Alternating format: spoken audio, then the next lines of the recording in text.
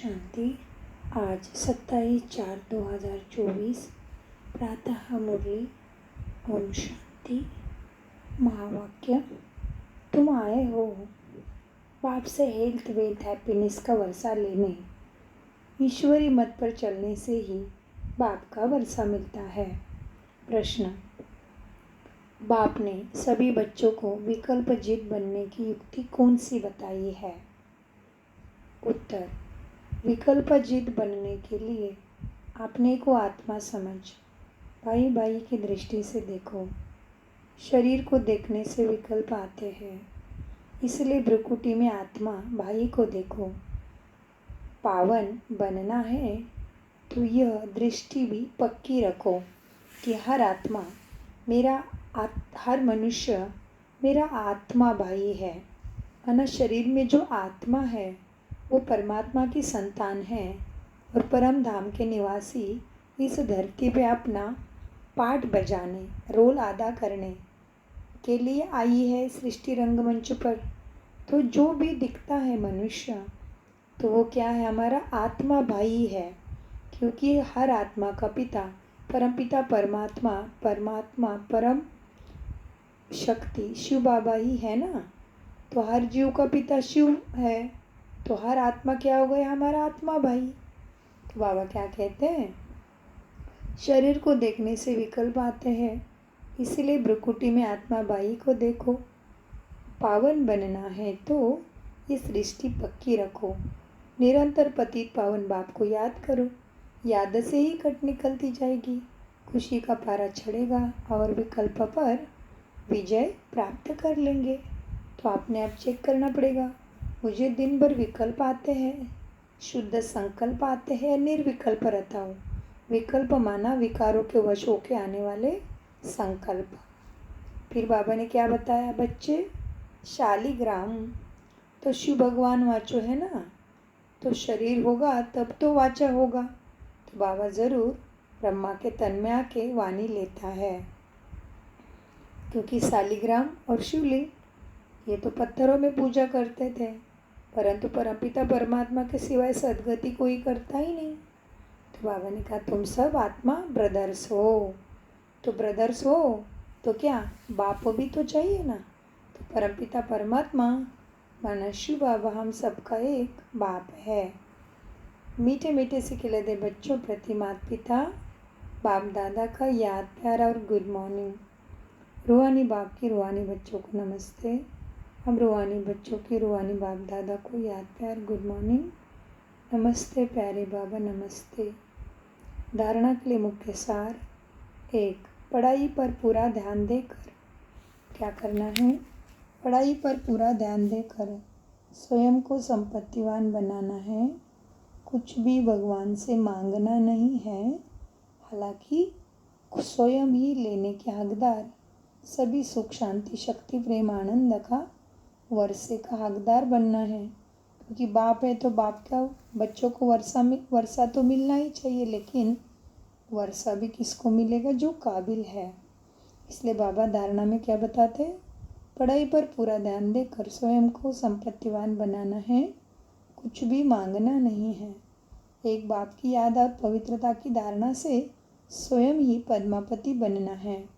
एवं भगवान से नहीं मांगना है तो मनुष्य से कैसे मांग सकते? सोचो तो किसी मनुष्य से हम कामना कर सकते हैं क्या? क्योंकि कामना कैसे कर सकते हैं? वो मनुष्य ही खुद खाली है और स्वयं दाता गुणों का, शक्तियों का, सद्गुणों का, सबका भरपूर है, वो सागर है। लेकिन उसके पास भी मांगना नहीं है तो लेने के अधिकारी बनना है। तो किसी भी मनुष्य से कोई भी एक्सपेक्टेशन, कामना नहीं कर सकते, नहीं तो क्या हो जाएगा? मन और संकल्प, वाणी, वृत्ति अपवित्र रहेगी। तो इसीलिए बाबा कहते एक बाप की याद और पवित्रता की धारणा से पद्मापति बनना है। तो हम ब्राह्मणों की पवित्रता कितनी सूक्ष्म है और उसी पवित्रता से भाग्य की प्राप्ति है। माना प्रैक्टिकल जीवन में द्वापर युग से देहाभिमान में आने से हमें क्या हो जाता है? हमें लगता है कि हर मनुष्य मेरे तरीके से चले, मेरी बात को माने, मुझे जैसा पसंद है वैसा ही चले। लेकिन ये कामना करना भी क्या है?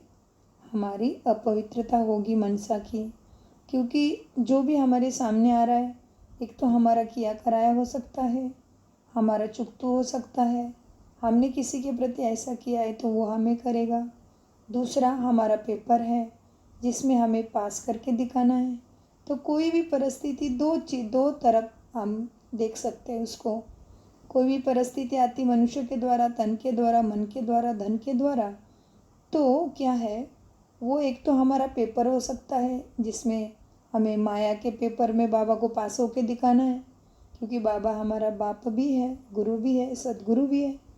और दूसरा जो पेपर आ रहा है वो मेरा चुकतों का भी हो सकता है।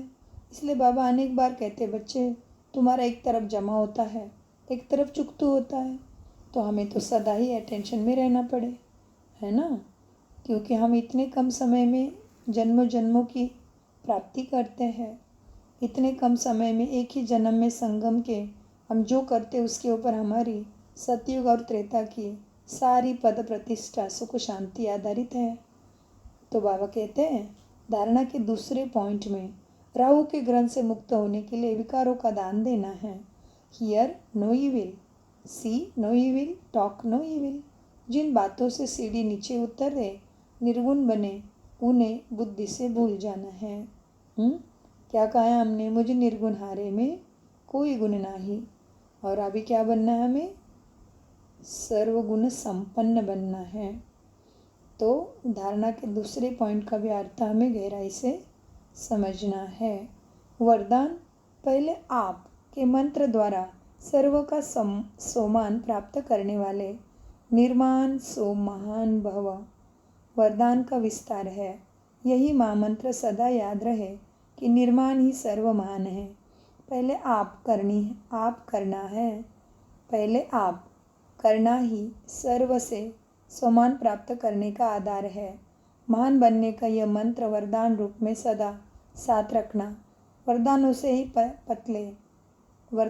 ही क्या बोला बाबा ने, वरदानों से ही पलते हैं, उड़ते मंजिल पर पहुंचना। मेहनत तब करते हो जब वरदानों को कार्य में नहीं लगाते। अगर वरदानों से पलते रहो, वरदानों को कार्य में लगाते रहो, तो मेहनत समाप्त हो जाएगी और सदा सफलता और संतुष्टता का अनुभव करते रहेंगे। स्लोगन, सूरत द्वारा सेवा करने के लिए अपना मुस्कुराता हुआ रमणीक और गंभीर स्वरूप इमर्ज करो। ओम शांति, ओम शांति, ओम शांति। मीठे प्यारे बाप दादा का अनगिनत पदम गुना शुक्रिया शुक्रिया शुक्रिया शुक्रिया फरिश्तों। प्यार से बोलो, मेरा बाबा, मीठा बाबा, प्यारा बाबा। ओम शांति।